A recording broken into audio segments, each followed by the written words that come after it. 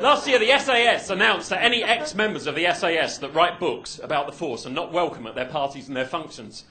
I just thought, how do you stop the SAS getting into a party? That's what they do. They get into places. If you've lived for several months behind enemy lines fighting for your knife, you're not going to be put off by a bloke in a bow tie saying, sorry, mate, no trainers. And if this team of bouncers do manage to keep the SAS out, they should be promoted, above the SAS. Sent off to Kuwait to look after the border. If Iraq are thinking of invading, just have Terry the bouncer there on the border.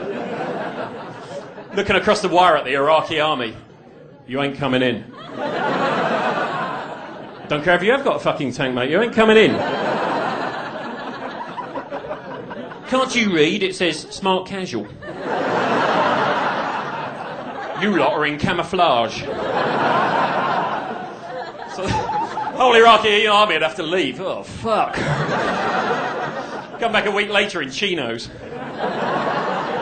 Splitting up into groups of 4. We're back. The bouncers would still get the last laugh, wouldn't they? Sorry, lads, couples only.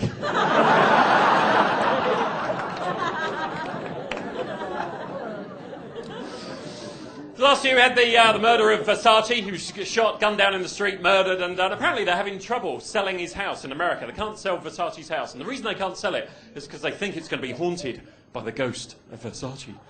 I just thought, that's got to be the worst ghost in the world, isn't it? Be getting ready on a Saturday night with your best shirt on, looking in the mirror, and you're just going to hear behind you...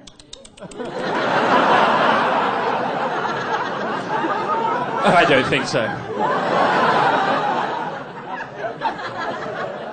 Rattling his gold chains in the background. Silent laughs over there, only audible to dogs and dolphins. It's like the silent crying kids do. You know, if you accidentally knock a kid over, and you think, ooh, hope I haven't hurt it. It's got its back to you and it just looks around and goes... There's nothing coming out. That just scares me. I'm sure when kids do that, we can't hear anything. Adults can't hear a thing, but out in the Atlantic there's a load of dolphins going... Billy's in trouble.